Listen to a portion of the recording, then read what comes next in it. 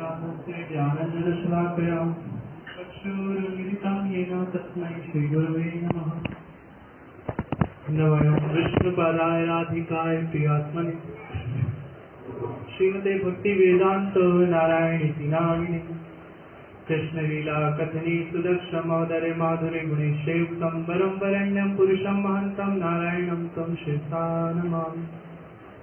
नमः विष्णुपदाय माधव पृष्ठाय भूतले श्रीमते भक्ति विज्ञान भारती इति नामिने श्री कृष्ण चैतन्य कृपाय कवितं या मर्यादा रक्षति वैष्णवानां कृपाल स्वप्नं माधव प्रेष्ठकामी श्रीभक्तिदं भारतीम् आश्रयामः। पंचतत्वात्मकं कृष्ण भक्त रूप स्वरूपकं भक्तावतारं भक्ताख्यं नमामि भक्त शक्तिकम्। प्रेम से कहो श्री कृष्णा चैतन्य प्रभु नित्यानंद श्री अद्वैत गदाधर श्रीवासादि गौर भक्त वृंद। हरे कृष्णा कृष्णा कृष्णा हरे हरे, हरे राम राम राम हरे हरे।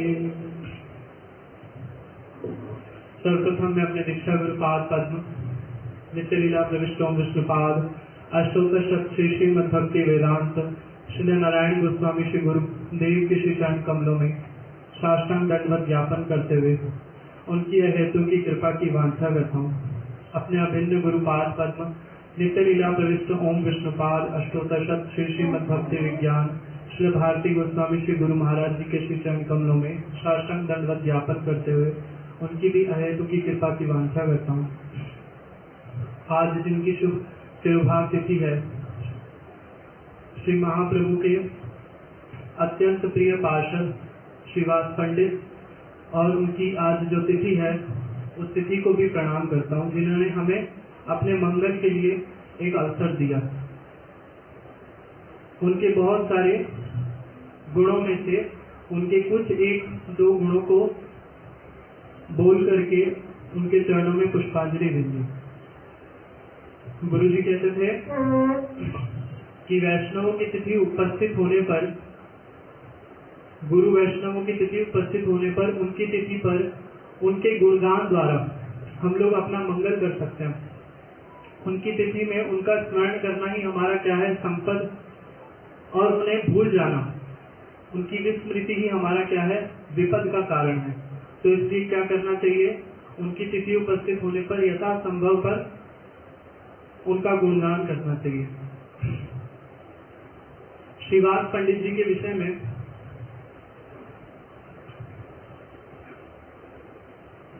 स्वरूप दामोदर जी ने अपनी कर्चा में एक श्लोक लिखा, पंचतत्वात्मकं कृष्ण भक्त रूप स्वरूपकम भक्तावतारम भक्ताख्यम नमामि भक्त शक्तिकम। कृष्ण ने ही लीला विलास के लिए अपने आप को भक्त भाव में 5 रूपों में अंगीकार किया है। पहला रूप कौन सा, पंचतत्वात्मकम कृष्ण भक्त रूप स्वरूपकम भक्त अवतार और शुद्ध भक्त और भक्त शक्ति। तो 5 प्रकार से अपना विस्तार किया।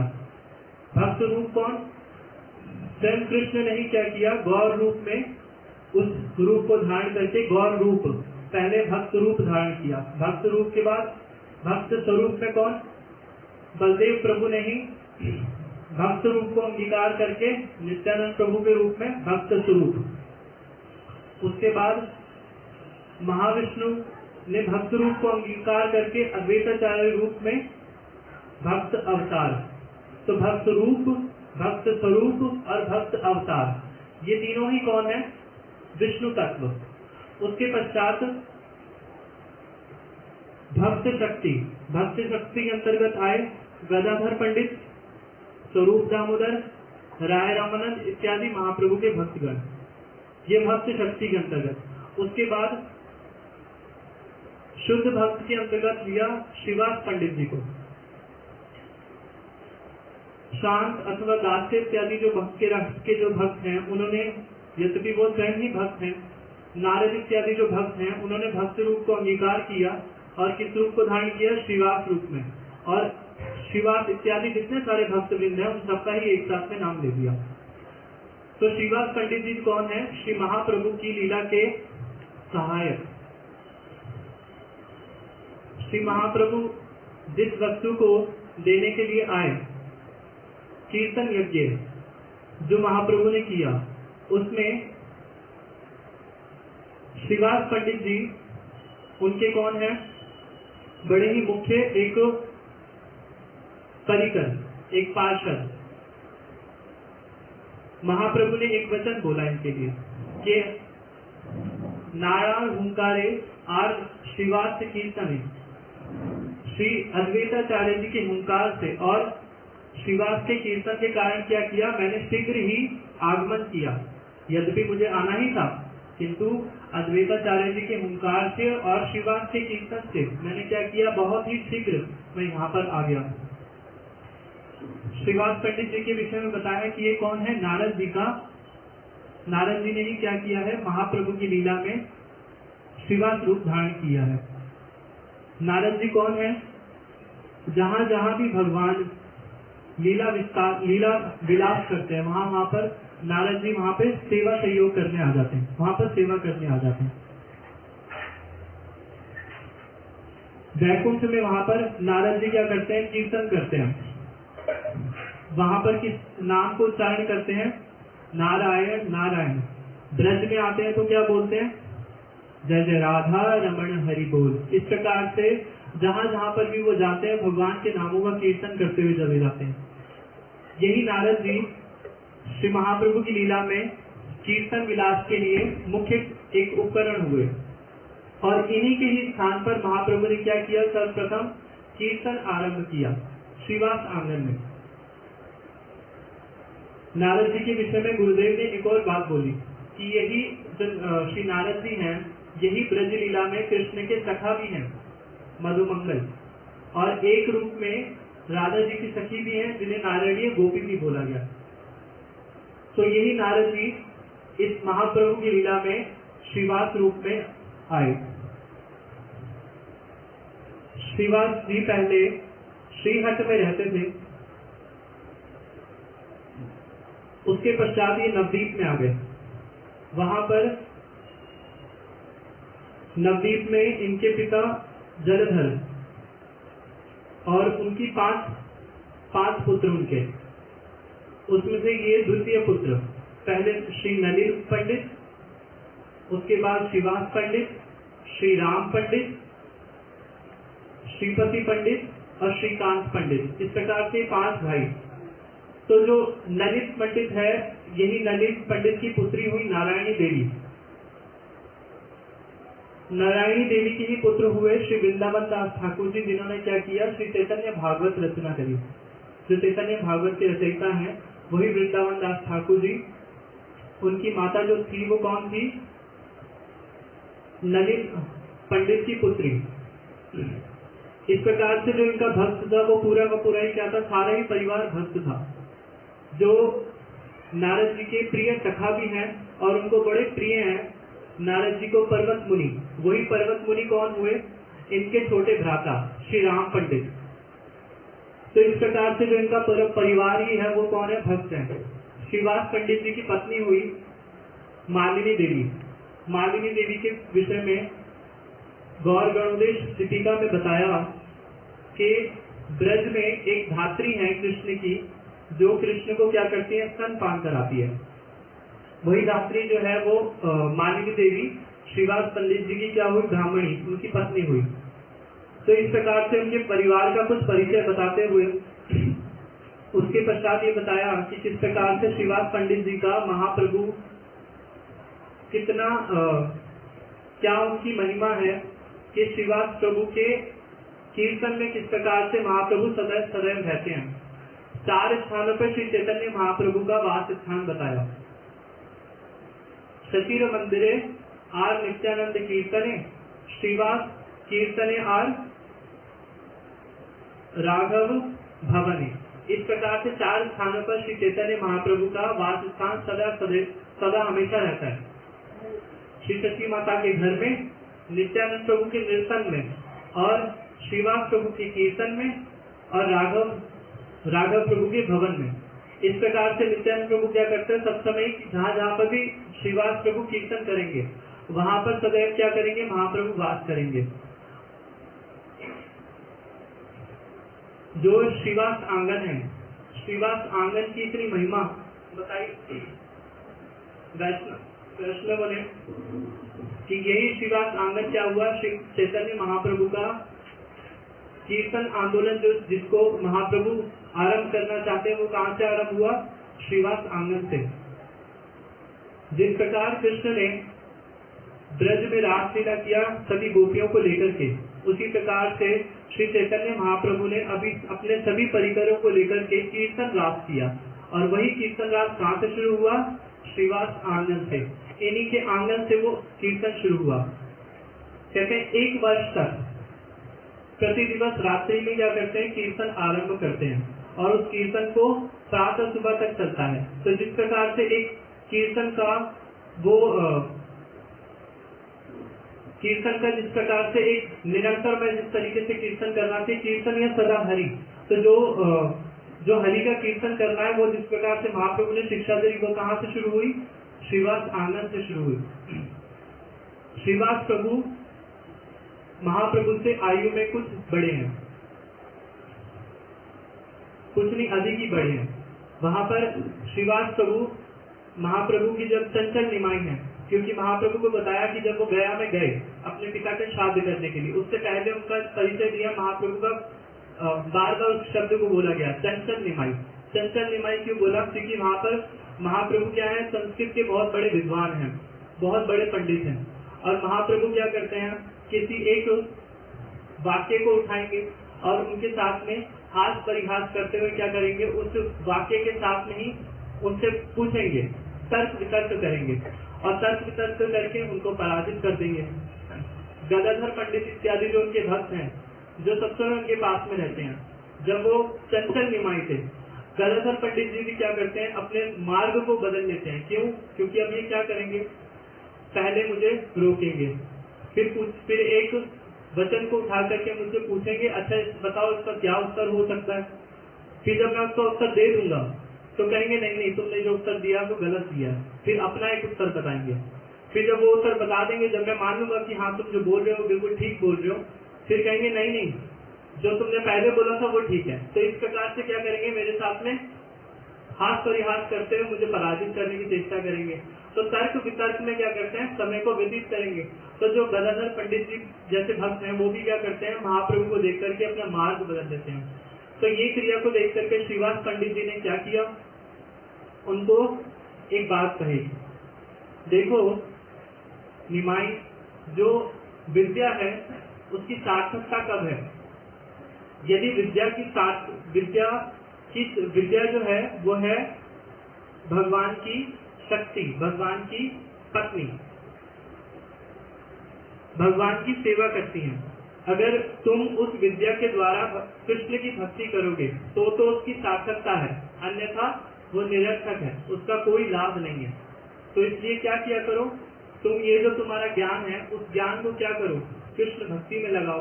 तो इस प्रकार के वचन जब श्रीवास पंडित जी से जब महाप्रभु ने श्रवण करे, तब महाप्रभु ने क्या किया, कहा कि आपके आशीर्वाद से जल्द ही वो समय क्या होगा, उपस्थित होगा। और उसके पश्चात क्या हुआ, महाप्रभु गया गए, वहां से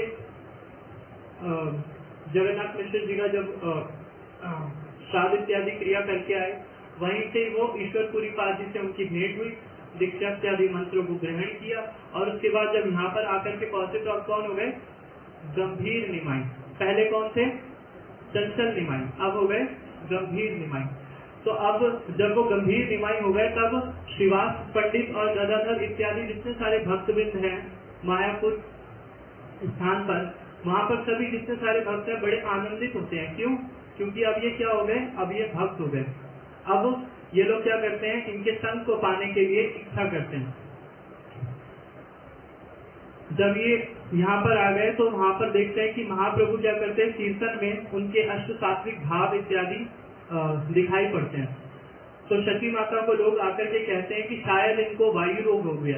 वायु रोग कहने का क्या, कि शायद इनको क्या लग गई है, हवा लग गई, जैसे हम साधारण भाषा में बोलते हैं कि इनको क्या हो गया, वायु रोग हो गया। तो शची माता बड़ी चिंता करती हैं इस बात को सुनकर। अच्छा, फिर क्या बोला?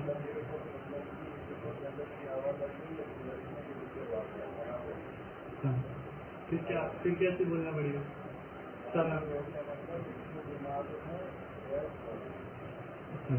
इसके दिमाग में गैस भर गई।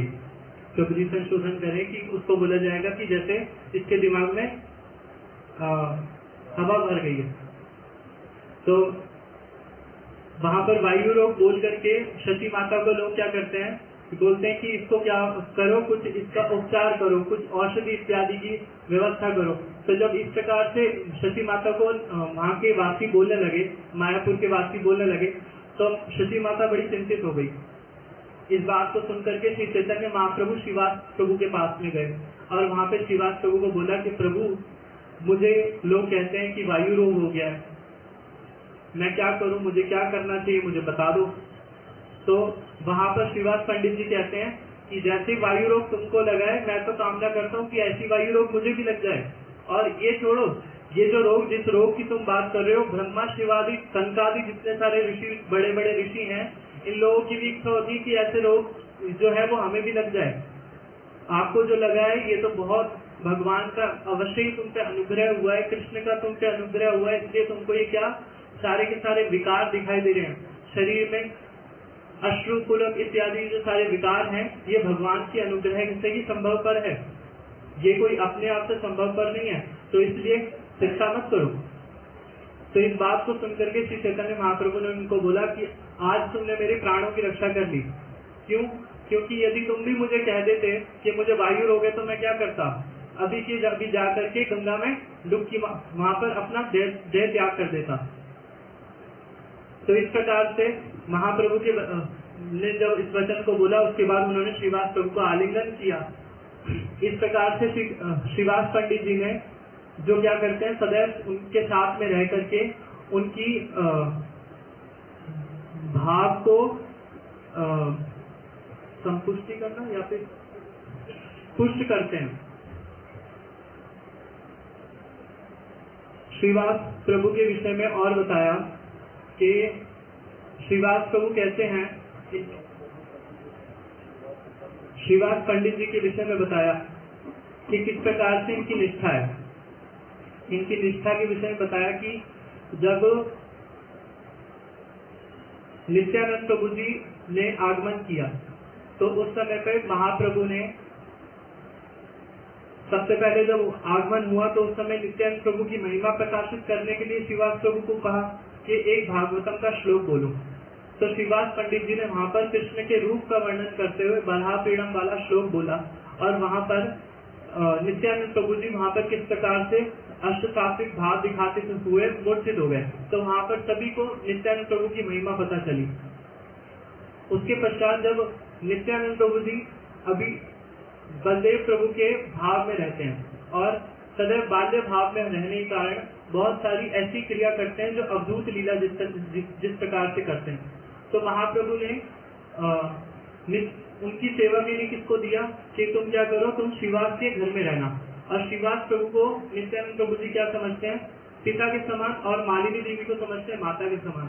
और मालिनी देवी उनको बड़े ही वात्सल्य के साथ में अपने हाथों से क्या करती है, उनको भोजन कराती है। क्योंकि जिस प्रकार से बाल्य भाव में बालक को ये होश नहीं कि किस प्रकार से खाना, किस प्रकार से नहीं खाना, तो मालिनी देवी क्या करती है, उनको अपने हाथ से खिलाती हैं।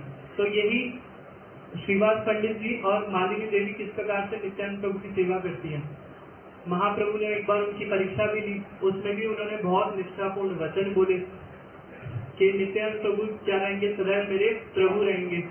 और जो नित्यानंद प्रभु के ऐसे सेवक हैं, जो आपके सेवक हैं, वो सदैव चाहे किसी भी अवस्था में क्यों ना हो, वो सदैव क्या होंगे, मेरे लिए पूजनीय होंगे। श्रीवास पंडित जी के लिए एक और निष्ठा की बात बोलते हैं कि जब एक बार जो कीर्तन रात है, जब वो चल रहा था, तो उसी बीच जो उनका पुत्र है, उन्होंने देह त्याग कर दिया। तो जब श्रीवास पंडित जी के पुत्र ने देह त्याग कर दिया, तो जो उनकी जो वहां की जो स्त्रियां हैं, जो उनकी पत्नी है, जो ब्राह्मणी है, वो अपने घर में क्रंदन कर रही हैं। तो जब वो रो रही है तो श्रीवास पंडित जी को जब ये पता चला तो वो अपनी पत्नी को और जितनी सारी वहां पर जो स्त्रियां हैं उनको बोल रही है कि क्रंदन मत करना, रोना नहीं, क्योंकि तुम्हारे रोने से क्या होगा, महाप्रभु के कीर्तन में विघ्न आ जाएगा। यदि महाप्रभु के कीर्तन में विघ्न आ गया तो मैं क्या करूंगा? अभी तो तुम्हें एक शरीर को क्या करना पड़ रहा है, रोना पड़ रहा है, वरना तुम्हें दोनों शरीरों के लिए क्या करना पड़ेगा, रोना पड़ेगा। इसलिए क्या करो, रो मत, क्रंदन मत करो, महाप्रभु के कीर्तन में विघ्न हो जाएगा। तो इस प्रकार से जब महाप्रभु को किसी कारण किसी भक्त के द्वारा पता चला कि श्रीवास पंडित जी के पुत्र ने देह त्याग दिया है, तो महाप्रभु उनके पुत्र के पास में गए और उनको बोला उठो, खड़े हो जाओ। तो उसी समय वो पुत्र जो था वो खड़ा हो गया और उन्होंने महाप्रभु ने उनसे पूछा कि अरे तुम अपने पिता को छोड़ करके कहाँ चले गए? तो उन्होंने बोला कि कौन किसका पिता, कौन किसका पुत्र? कहते एकमात्र पिता कौन है? भगवान ही परम पिता है।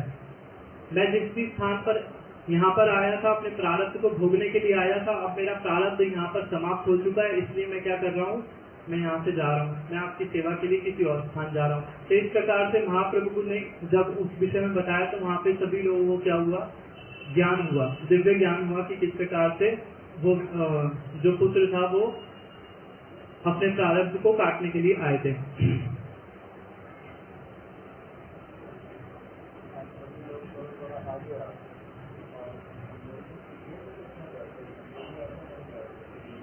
सभी लोग थोड़ा सा आगे आ जाइए और गेट वाले जो रास्ता है उसको थोड़ा सा छोड़ दीजिए।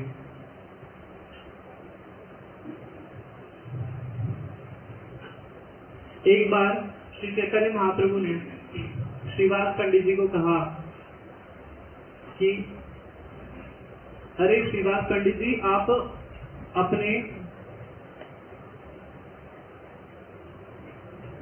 संसार इत्यादि जो कार्य होते हैं उसमें जिस प्रकार से कमाने के लिए कोई बाहर जाता है, वो सारी क्रिया क्यों नहीं करते? कुछ धन अर्जन करने के लिए कुछ क्रिया कुछ क्यों नहीं करते? बाहर जाते क्यों नहीं है, कुछ क्यों नहीं करते?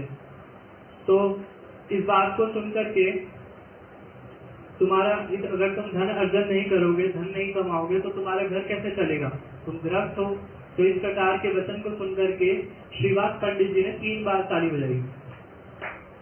तो जब 3 बार ताली उन्होंने बजाई तो श्रीवास पंडित जी की इस क्रिया को देख करके महाप्रभु जी उनको देखने लगे कि इन्होंने क्या किया। तो उन्होंने बोला कि तुमने ये क्या किया, मैं समझा नहीं। तो श्रीवास पंडित जी ने बोला कि प्रभु, मैं आपके कीर्तन को छोड़ करके इसके अतिरिक्त और कुछ करूंगा नहीं। अपने भोजन इत्यादि के लिए, व्यवस्था इत्यादि के लिए भी मैं कुछ करूंगा नहीं।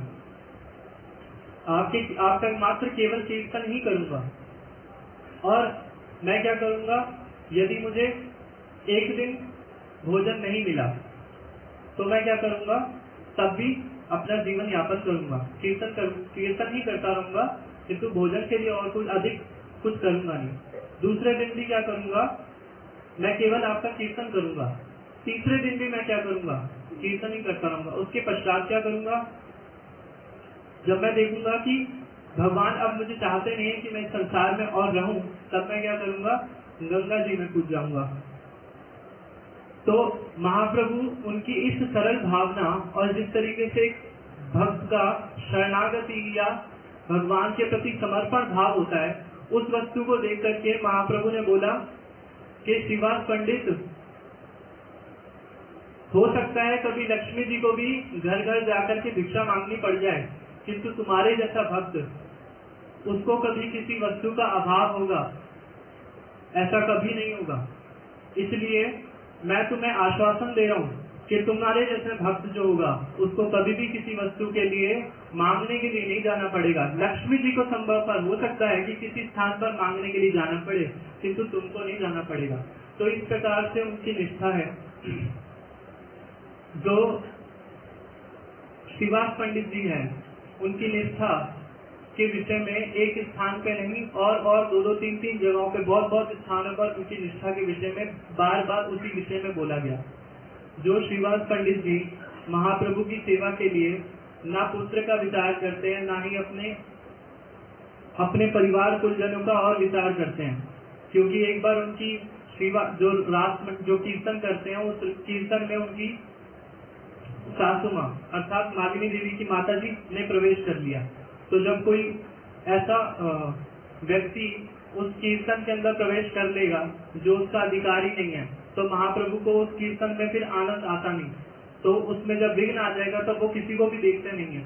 तो ना उनको अपने पुत्र की, ना परिवार की इत्यादि की किसी की भी जब चिंता नहीं, जिन्होंने महाप्रभु में अपने मन को दे दिया।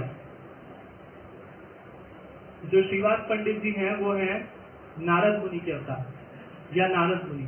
नारद मुनि जी को कहा गया भगवान के मन का अवतार। तो जिन्होंने अपने मन को ही क्या कर रखा है, भगवान के चरणों में दे रखा है, या स्वयं ही क्या कर रखा है, अपने आप को पूर्ण रूप से समर्पित कर रखा है। ऐसे श्रीवास पंडित जी के चरणों में हम लोग भी प्रार्थना करते हैं कि किसी जन्म में हम लोग भी उनके अनंत और अथाह जितने सारे गुण हैं उनमें से कुछ एक या दो भी गुणों को हम लोग केवल मात्र स्पर्श कर पाए। स्पर्श करना भी मुझे लगता है बहुत कठिन, थोड़ा बहुत उनके विषय में हम लोग ठीक ठीक रूप से समझ लें वही बहुत है। इतना ही बोलकर मैं अपनी वाणी को विश्राम देता हूँ। वांछाकल्पतरुभ्यश्च कृपा सिन्धुभ्यः एव च पतितानां पावनेभ्यो वैष्णवेभ्यो नमो नमः।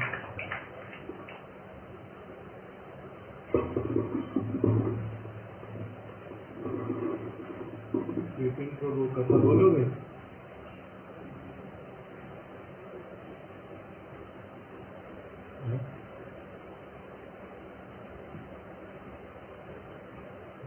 ओम अज्ञानतिमिरान्धस्य ज्ञानाञ्जनशलाकया चक्षुरुन्मीलितं येन तस्मै श्रीगुरवे नमः। वाञ्छाकल्पतरुभ्यश्च कृपा सिन्धुभ्यैव च पतितानां पावनेभ्यो वैष्णवेभ्यो नमो नमः। श्रीकृष्ण चैतन्य प्रभु नित्यानंद श्री अद्वैत गदाधर श्रीवासादि गौर भक्त वृंद। हरे कृष्णा कृष्णा कृष्णा हरे हरे, हरे राम राम राम हरे हरे।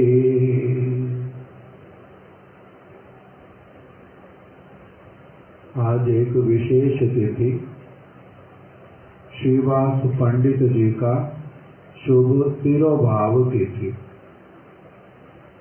महाप्रभु के परिकरगण अत्यंत कृपामय श्री चैतन्य महाप्रभु, उन्होंने अन्य 4 तत्वों के साथ मिलकर के इस जगत में कृष्ण प्रेम का वितरण किया।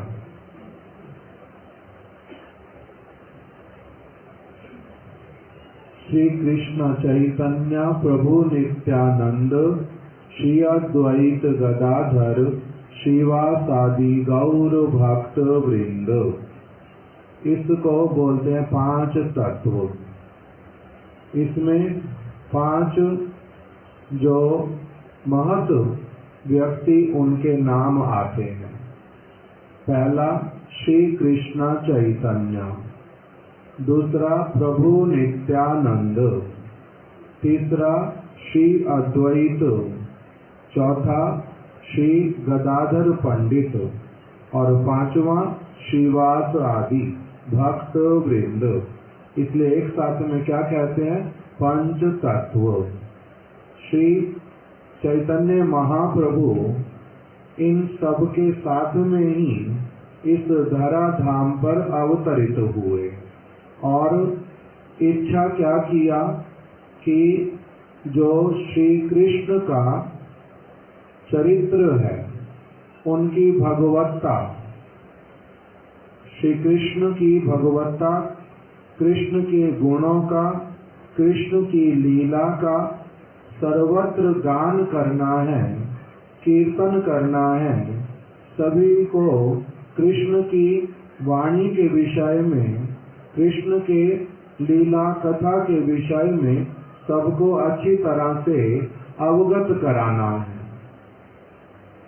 इसीलिए श्री कृष्ण चैतन्य महाप्रभु ने इन अन्य 4 तत्वों के साथ मिल करके स्थान स्थान पर सभी व्यक्तियों के समक्ष, कोई पुरुष, कोई स्त्री, वृद्ध, विद्वान है, कम पढ़ा लिखा है, बहुत धनी है अथवा कम धनी है, कोई कैसा भी कोई व्यक्ति क्यों नहीं, बालक भी कोई क्यों नहीं, सभी को ही भगवान कृष्ण की जो वार्ता, उसको इन्होंने श्रवण करवाया, कीर्तन किए, लोगों को कीर्तन करना सिखाया, भगवान के लिए प्रेम से कैसे गान करते हैं, कैसे आनंद से नृत्य करते हैं, ये सारा कुछ इन सब ने मिल करके इस जगत में प्रकटित किया।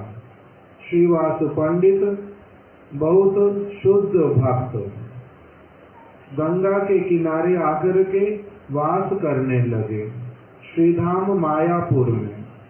इनका जन्म स्थान और घर दूसरे स्थान पर, किंतु साधुओं का संग करते हुए इनके मन में प्रबल कामना हुई कि मेरे को श्री मायापुर में जाना, नवद्वीप में, वहाँ पर गंगा बहती है, वहाँ पर अनेक साधुओं का सब समय समागम होता है, इसीलिए मैं वहीं पर ही अपना अधिक से अधिक समय बिताऊंगा, जिससे कि साधुओं का दर्शन, साधुओं की कृपा मेरे को प्राप्त हो सके।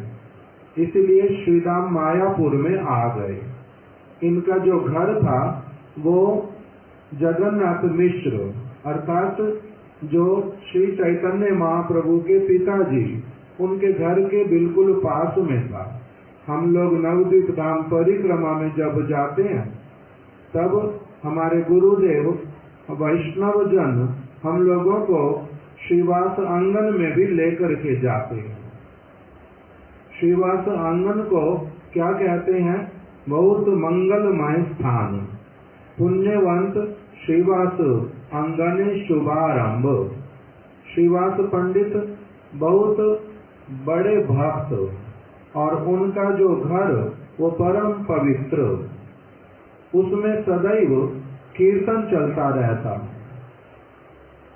सब समय उनके 4 भाई, 4 भाभी और जितने बालक इत्यादि, वो सभी के सभी भक्त लोग। ऐसा वाला उनका बाल्य अवस्था से ही घर में पालन पोषण हुआ कि सभी लोग भगवान की प्रेम पूर्वक आराधना करते हैं। वही श्रीवास पंडित जब नवद्वीप धाम में एक स्थान से दूसरे स्थान पर जाते थे, श्री चैतन्य महाप्रभु का जन्म हुआ इनके बाद में। महाप्रभु के सामने महाप्रभु बालक और ये उनसे आयु में बहुत बड़े, पिता के आयु के समान।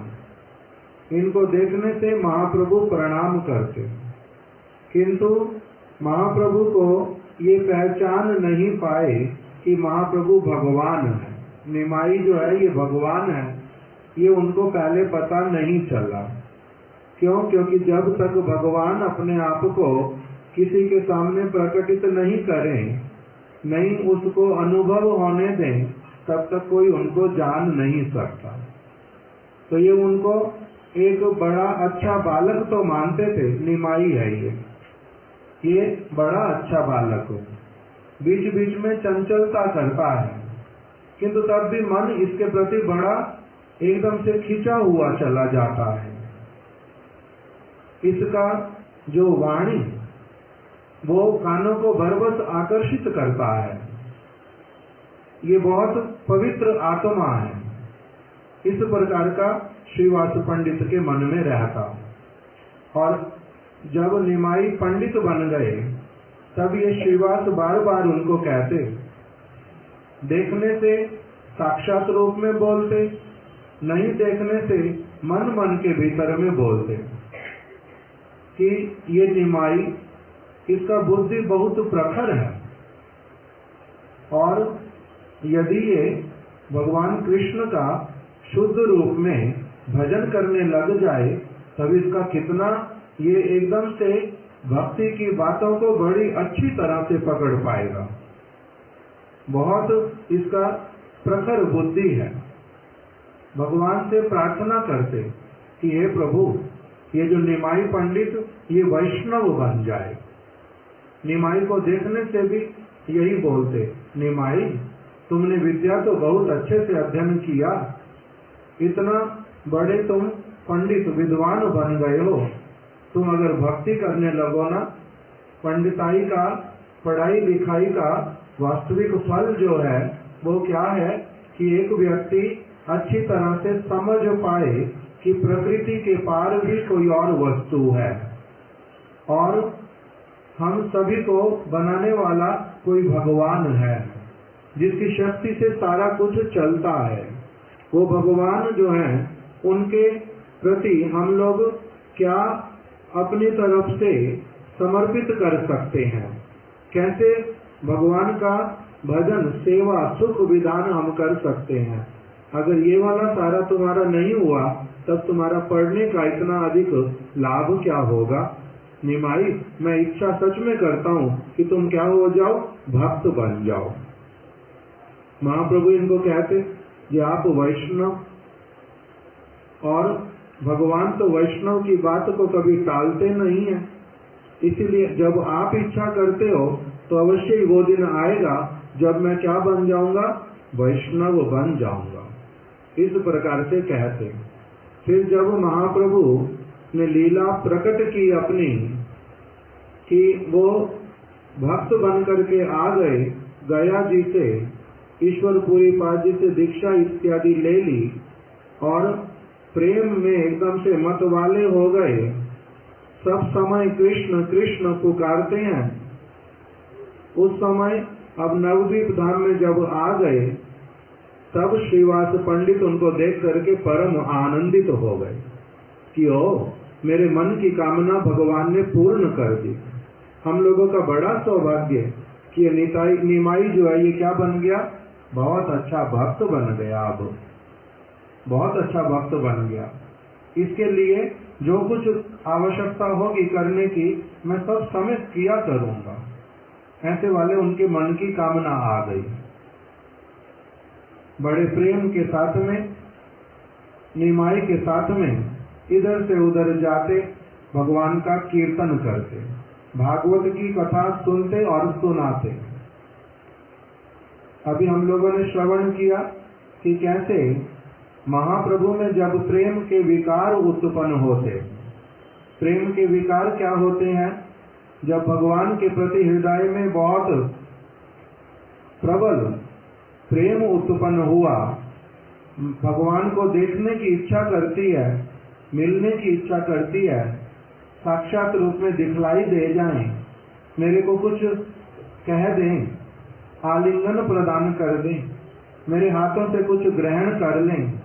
जब ऐसी इच्छा होती महाप्रभु की तब विलाप करते, रोने लगते, आंखों से झरझर आंसू बहते कि क्या कभी मेरा ऐसा सौभाग्य होगा कि भगवान मेरे सामने अपने दर्शन देंगे। सचमुच में ऐसा कभी होगा नहीं क्या? मैं ऐसा दुर्भागा हूँ। हे कृष्ण, आप मुझे कहाँ मिलोगे, कहाँ मिलोगे? इस प्रकार से कहते कहते मन भर जाता, गला रुद्ध हो जाता, आंखों से आंसू निकलते, विलाप करने लगते। इस प्रकार से उनका दिन रात जब व्यतीत होता तब श्रीवास पंडित इत्यादि सभी उनको देखते। आसपास के लोग सारे क्या कहते कि निमाई भक्त बना, ये तो बहुत अच्छा है, किंतु ये कैसे वाला भक्त बन गया?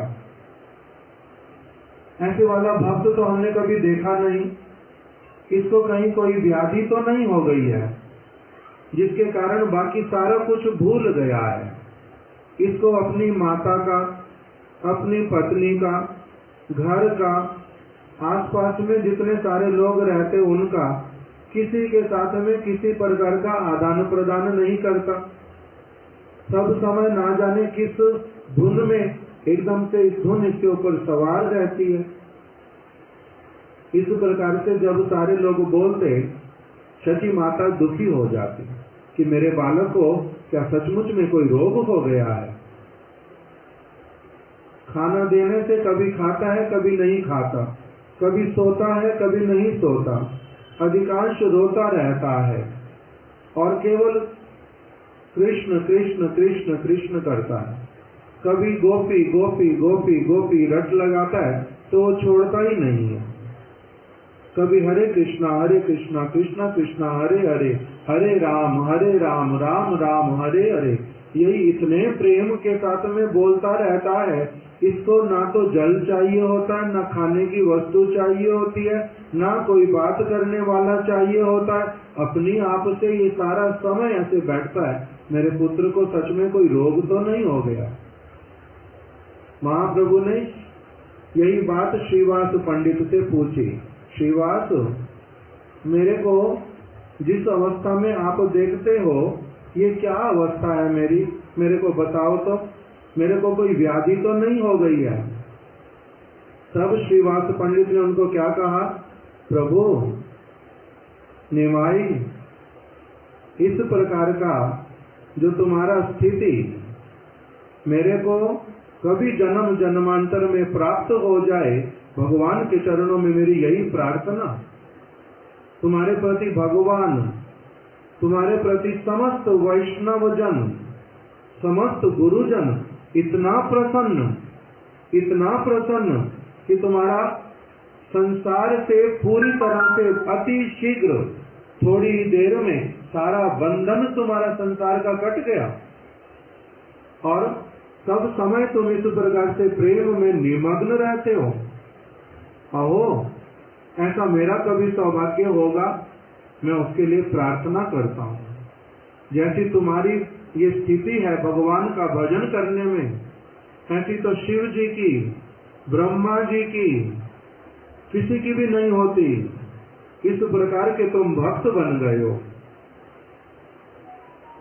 महाप्रभु ने एकदम से प्रसन्न होकर के उनको आलिंगन कर लिया। श्रीवास, आपने जो ये बात बोली इससे मेरे प्राणों की रक्षा हुई। मेरे को आपकी बात से आश्वासन मिला कि मैं सचमुच में भक्ति ही कर रहा हूँ, मैं और कुछ नहीं कर रहा। भगवान प्रसन्न है मेरे प्रति, मैं अच्छी स्थिति में ही हूँ। आपके जैसे भक्त ने जब ऐसा मेरे को बतला दिया तब मेरे को पूर्ण रूप में संतुष्टि। वहीं श्रीवास पंडित के घर में श्री चैतन्य महाप्रभु ने कीर्तन करना प्रारंभ किया था। सारी रात वहां पर कीर्तन होता। प्रत्येक दिन अपने घर में श्रीवास पंडित भक्तों को बुला करके बड़े आदर के साथ में जिन जिन भक्तों को श्री चैतन्य महाप्रभु चाहते हैं, जो भजन में बाधा उत्पन्न नहीं करेंगे, व्यर्थ का वार्तालाप नहीं करेंगे, महाप्रभु की इच्छा के अनुसार प्रेम पूर्वक कीर्तन में, भागवत कथा सुनने में अपना योगदान देंगे, उनका बड़ा रुचि है उस वस्तु में, उन सारे भक्तों को श्रीवास अपने घर में भीतर में आने देते। महाप्रभु प्रत्येक दिन 1 वर्ष तक बताया, 1 वर्ष तक प्रत्येक रात्रि में महाप्रभु अपने परिकरों के साथ में श्रीवास के आंगन में वहां पर नित्य कीर्तन इत्यादि करते हैं।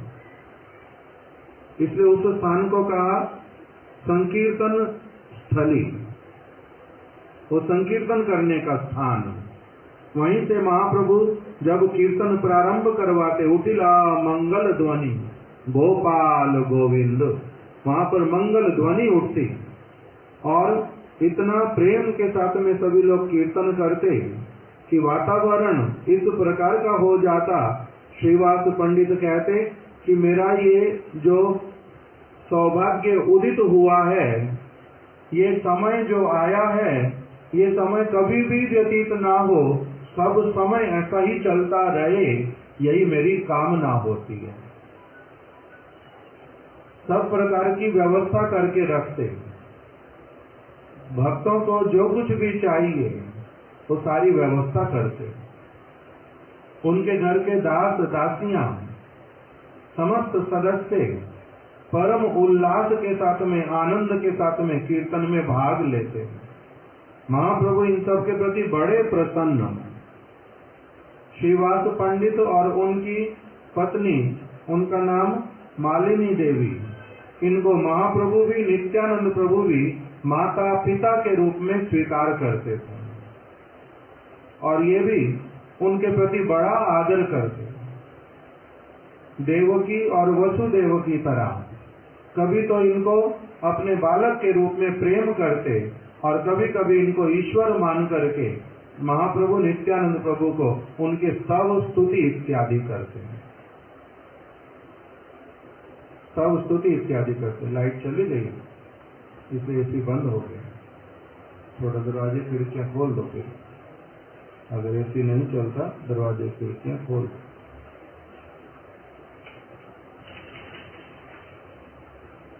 तो वही श्रीवास पंडित के घर में एक दिन महाप्रभु कीर्तन कर रहे थे। प्रदोष काल से कीर्तन प्रारंभ किया और महाप्रभु के सारे परिकर हरि कीर्तन प्रारंभ हुआ, मंगल ध्वनि हुई और वहीं पर मृदंग इत्यादि बजने लगा। सभी भक्त लोग, उनका संताप दूर हुआ। भक्त लोग प्रतीक्षा करते थे कि संध्या कब होगी, कब कीर्तन प्रारंभ होगा।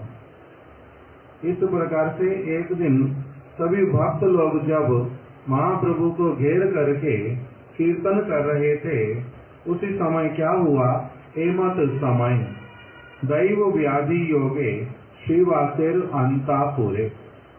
श्रीवास पंडित के भीतर घर में, आंगन में तो कीर्तन करते थे।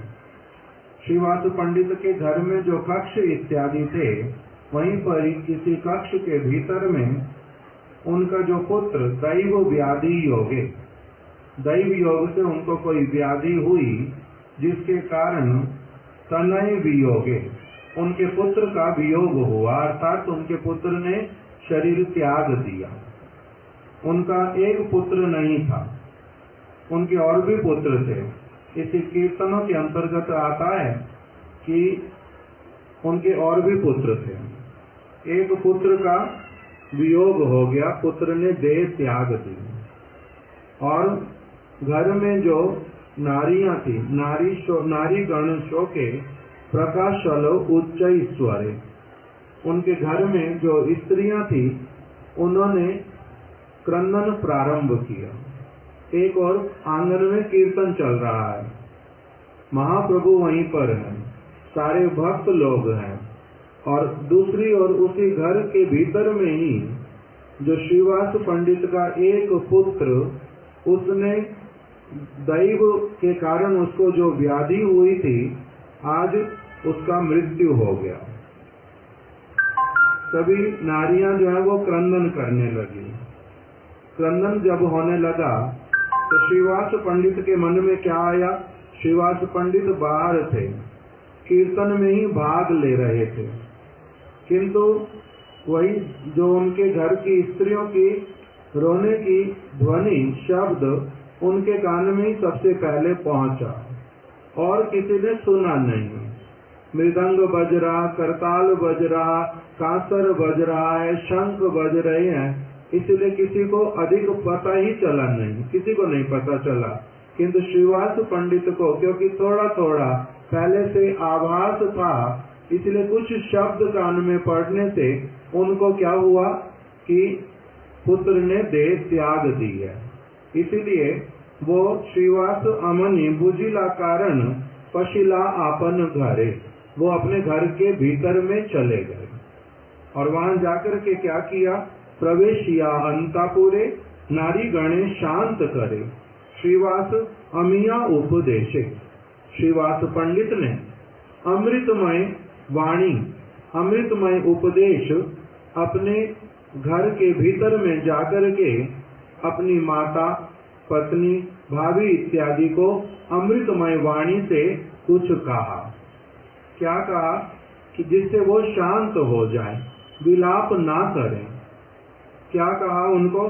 सुनो पागीलिनी गण, आप लोग क्या पागल हो?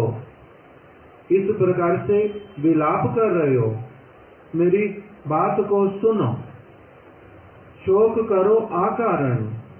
तुम जो शोक कर रहे हो ना, ये पुत्र के देह त्याग करने पर, ये अकारण है। शोक करना ही नहीं चाहिए पुत्र के मरने पर। अकारण की बात दुख था के कृष्णावेश। यदि एक व्यक्ति का मन जो है वो कृष्ण के उपदेश की तरफ लग जाए, कृष्ण के चरणों की ओर लग जाए, तब फिर क्या कभी शोक उत्पन्न हो भी सकता है? कृष्ण ने छोटे से उपदेश में, जो जिस उपदेश को उनका कौन सा उपदेश कहा जाता है कि कृष्ण ने शिशुओं के लिए उपदेश दिया, सबसे छोटे बालक के लिए, कि ये शरीर जो है इसका ही नाश होता है, आत्मा कभी मरती ही नहीं है, आत्मा अजर अमर है, मृत्यु आत्मा की होती नहीं है, उसको कोई दुख नहीं होता, उसका आना और जाना लगा रहता है। वस्त्र की भांति आत्मा शरीर परिवर्तित करती रहती है। ये जो कृष्ण के छोटे छोटे बालकों के लिए उपदेश, क्या अभी तक तुमने उसको भी ध्यान से नहीं सुना है? कि वह दुख था के कृष्णावेश, कृष्ण की बात को सुन करके जिनका उस बात को समझना हो जाता है, उनको फिर क्या इस प्रकार का कभी दुख होता भी है? उनको तो दुख होता नहीं। बालक ने वस्त्र परिवर्तन किया है, वो बालक तो कभी मर नहीं सकता, वो तो आत्मा था, वो तो शरीर था ही नहीं। तो इसीलिए इसमें क्या शोक करने की बात है? कृष्ण नित्य सुत जार, शोक कबू नहीं तार। हे मालिनी, तुम कहती हो कि ये श्री चैतन्य महाप्रभु तुम्हारे पुत्र हैं और नित्यानंद प्रभु तुम्हारे पुत्र हैं। कृष्ण जिनके पुत्र, चैतन्य महाप्रभु जिनके पुत्र, उनको भी फिर शोक होता है, ये तो मेरे को समझ नहीं आती बात। अनित्य, आसक्ति, सर्वनाश। देखो, ये इस जगत में शरीर का आना और जाना, संपत्ति का रहना और नहीं रहना, दुख का आना और सुख का आना, वृद्धावस्था, बाल्यावस्था, युवा अवस्था, आना और जाना, सुंदरता का आना, सुंदरता का चले जाना, विद्या का किसी समय प्रखर होना, किसी समय भूल जाना, ये सारी वस्तुएं तो चलती रहती हैं। ये कैसी वस्तु है? अनित्य है। अनित्य, आसक्ति, सर्वनाश। तुम्हें तो पता है ना अच्छी तरह से, कितनी बार भागवत सुनी, कितनी बार गीता सुनी है, कितनी बार चैतन्य महाप्रभु का वाणी सुना है। पता है ना, अनित्य वस्तु में आसक्ति नहीं करते। अनित्य वस्तु में आसक्ति करो, सर्वनाश होता है, उल्टा माया का जंजाल बनता है। इसमें क्या आसक्ति करनी?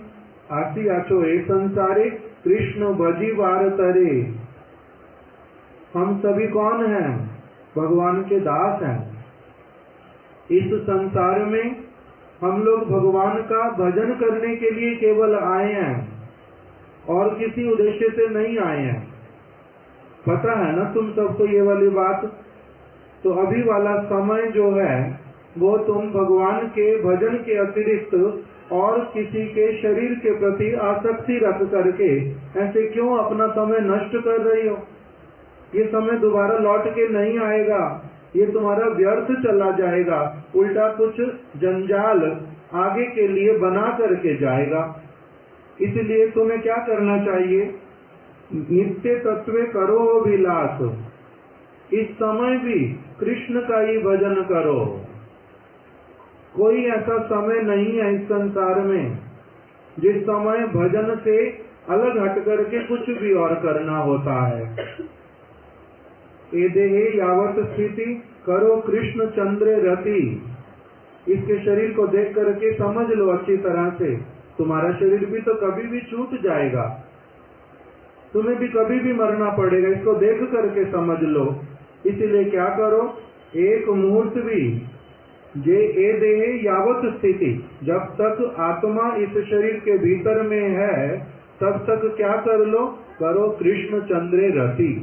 कृष्ण चंद्र के चरण कमलों में अपने प्रेम को जितना बढ़ा सकते उतना बढ़ाते हुए चलो, और किसी वस्तु के लिए विलाप, इसमें अपना कोई लॉस समझना ये तो अच्छी बात नहीं है। उस तरफ मन जाएगा क्यों, क्या लाभ और क्या हानि, गीता सुनी नहीं है, दुखे सुखे लाभ हानि जया जयो, लाभ में हानि में जय में पराजय में, इसमें कभी भी जो व्यक्ति भगवान का भक्त वो इनके द्वारा विचलित नहीं होता। तो इसीलिए करो कृष्ण चंद्र रति, कृष्ण जानो धन जन प्राण। कृष्ण ही सब समय के लिए नित्य अपने जन है, और कोई अपना कभी नहीं रहेगा। चाहे जितने भी रिश्ते नाते बना लो, सारे के सारे अनित्य हैं, वो केवल मात्र माया का खेल है। कृष्ण जानो धन जन प्राण, कृष्ण को ही अपने प्राण समझो, कृष्ण को ही अपना मानो, कृष्ण ही वास्तविक धन है। ए देहे अनुगजत भाई बंधु पति सुत, अनित्य संबंध बलि मानो। मैं अभी तुम्हें ठीक ठीक बात बता रहा हूँ कि चाहे मैं तुम्हारा पति हूँ, तुम क्या मानो कि मैं तुम्हारा पति नहीं हूँ, ये केवल देह का संबंध। भगवान ही वास्तविक रूप में सबके पालन करता है। अपनी माता की ओर देख करके बोला, माता मैं आपका पुत्र, आपके माध्यम से मेरा जन्म हुआ है केवल, किंतु मैं आपका पुत्र थोड़ा ना हूँ, मैं तो भगवान की संतान हूँ नित्य काल के लिए। इसीलिए सभी को उन्होंने कहा कि ये सारे संबंध अनित्य हैं। केवाकार पति सुत अनित्य संबंध कृत चाहिले राखीते नारे सारे। ये जो सारे संबंध है इस जगत में, उसको अगर बनाए रखने के लिए 1000 प्रयास भी करो तब भी ये बना करके रख नहीं पाओगे। थोड़े समय बाद अपने आप ही ये सारे संबंध नष्ट हो जाएंगे। कर्म विपाक फले सुत है वैसे कोले। कोई जीवात्मा हमारे कर्म के फल से हमारे पुत्र के रूप में हमारे घर में आई, गोदी में बैठी, कुछ समय तक पास में रही, पालन पोषण हुआ, अब उसका जाने का समय आया। कर्म क्षय आर रहते नारे, उसका अभी जो प्रारब्ध कर्म था वो पूर्ण हो गया, वो यहाँ थोड़ा न रह सकता, उसको तो अब जाना पड़ेगा। जैसे ट्रेन में कोई व्यक्ति चढ़ा, टिकट लिया उसने अपना, हम पहले से ट्रेन में बैठे थे, उसका स्टेशन आया, हमारे सामने ही वो उतर गया, हमारा स्टेशन बाद में आएगा जहाँ हमने उतरना है। ये कोई अस्वाभाविक बात है समझना क्या। मैं पहले से चढ़ा, कोई बाद में चढ़ा, जो बाद में चढ़ा वो पहले से उतर भी गया, मैं बाद में जाके उतरूंगा। इस चीज को समझने में कहाँ परेशानी है। वो हमारे बाद में आया और पहले चला गया, उसका टिकट इतने देर का था, उसका जो यात्रा था इतना ही था, वो अपना चला गया। इते सुख दुख मानी अधोगति लभे प्राण। इसी वस्तु में कभी जन्म होने पर बालक के सुखी होना, बालक के चले जाने पर दुखी होना, इसमें जो व्यक्ति आसक्ति करता है उसको क्या होता है, अधोगति की प्राप्ति होती है। कृष्ण पद हईते पड़े दूरे, उसका कृष्ण के चरण कमलों से अपने आप को दूर करना होता जाता है। कोई भी ऐसी वस्तु जिसके कारण कृष्ण के चरणों से दूरी बने, वो तो क्या समझना अपने लिए, काल समझना।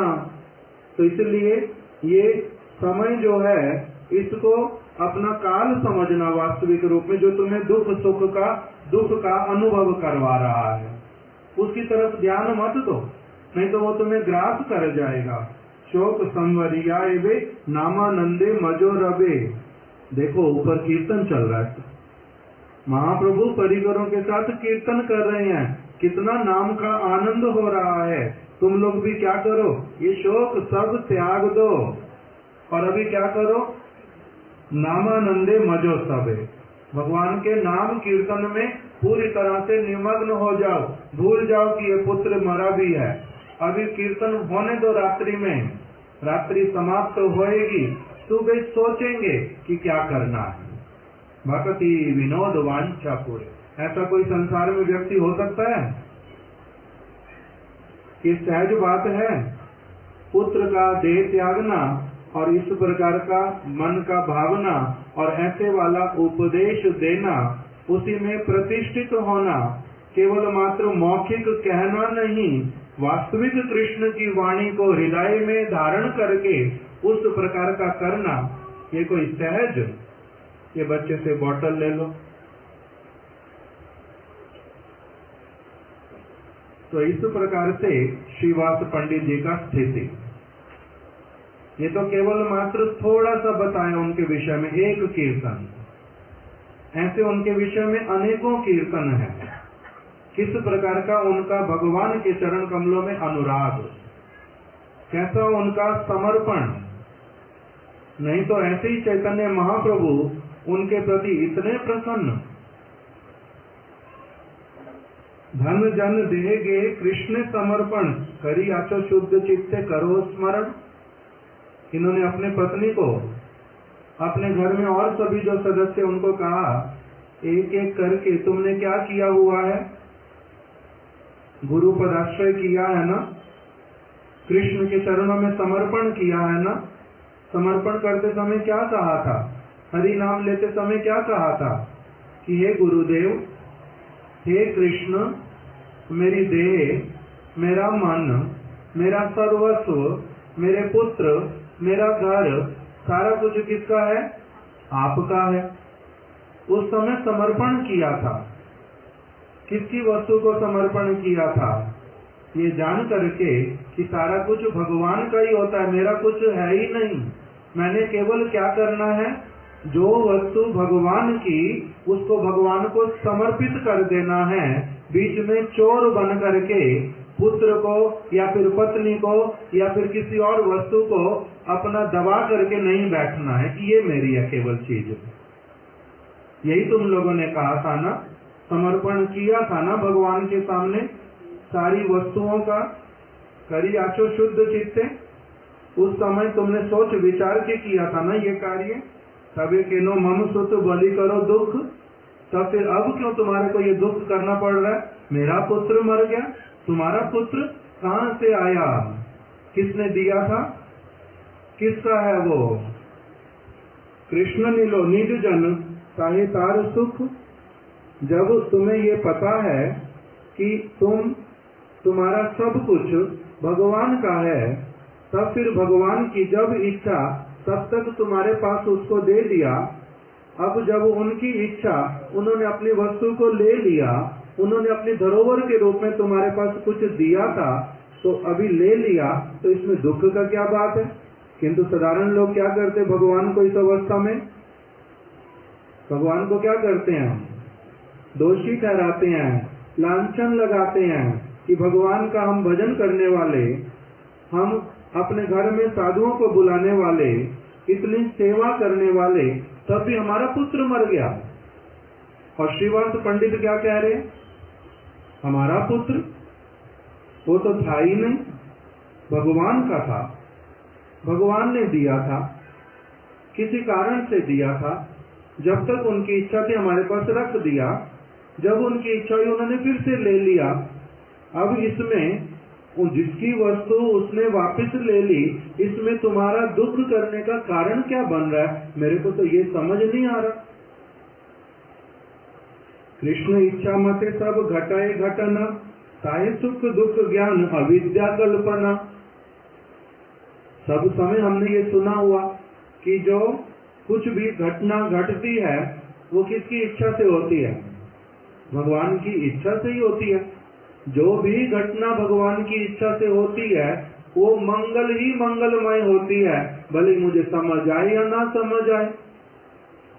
इस बात को क्या अभी तक भी तुम लोगों ने धारण नहीं किया हुआ, जो इस प्रकार का विलाप कर रही हो? इस प्रकार का दुख करना ये तो अविद्या का कारण है, अविद्या इसका कारण बन रही है। तुम्हारी विद्या को माया ने हर लिया, उसको ऐसा नहीं करने दो। माया के चंगुल में फिर से मत फंसो। जब गुरु के उपदेश को, भगवान के उपदेश को सुना हुआ है, तब उसी के अनुसार चलो ना। फिर से क्यों उसमें उस प्रकार का दुख करते हो? जहाँ इच्छा करे कृष्ण ताई जानो भाल। भालो, अच्छा हुआ। कौन सा भक्ति का एक अंग है? जो कुछ भी हो उसमें महाराज जी जो बोलते थे, सत कृपा अवलोकनम। 64 भक्ति के अंगों में एक भक्ति का अंग बताया, सत कृपा अवलोकनम। प्रत्येक क्रिया में भगवान की कृपा को देखना सीखो। हर क्रिया में भगवान ने जो किया उनकी कृपा है ये। इस बात को श्रीवास पंडित बोल रहे हैं कि देखो भगवान ने यदि ऐसा किया है ना, इसमें क्या है? उनकी कृपा है। जहाँ इच्छा करे कृष्ण ताई जानो भालो। जो भगवान करे उसी को अच्छा मानो। त्यजिया अपन इच्छा गुच्छाओ जंजाल। अपनी सुख की कामना को छोड़ करके भगवान का सुख जिसमें, उसी में सुखी हो जाओ। भगवान का सुख इसी में, इसको ले जाने में तो तुम्हारा क्या गया? दे कृष्णा ने कृष्णा पाले कृष्ण सबे। कृष्ण ही सब कुछ देने वाले, कृष्ण ही लेने वाले। और जिस समय तक जिसको पालन करते, पालन करने वाले भी कृष्ण। राखे कृष्ण मारे कृष्ण। रक्षा भी कृष्ण करते हैं, मारते भी कृष्ण है। इच्छा करे जब जब उनकी जैसी इच्छा होती है। कृष्ण इच्छा विपरीत जे करे वासना। कृष्ण की इच्छा के विपरीत जो व्यक्ति कोई भी कामना करता है, तार इच्छा नहीं फले ते पाए यातना। उसकी इच्छा फलवती नहीं होती, वो यातना ही प्राप्त करता है। इसलिए कृष्ण की इच्छा में ही अपनी इच्छा को मिला दो।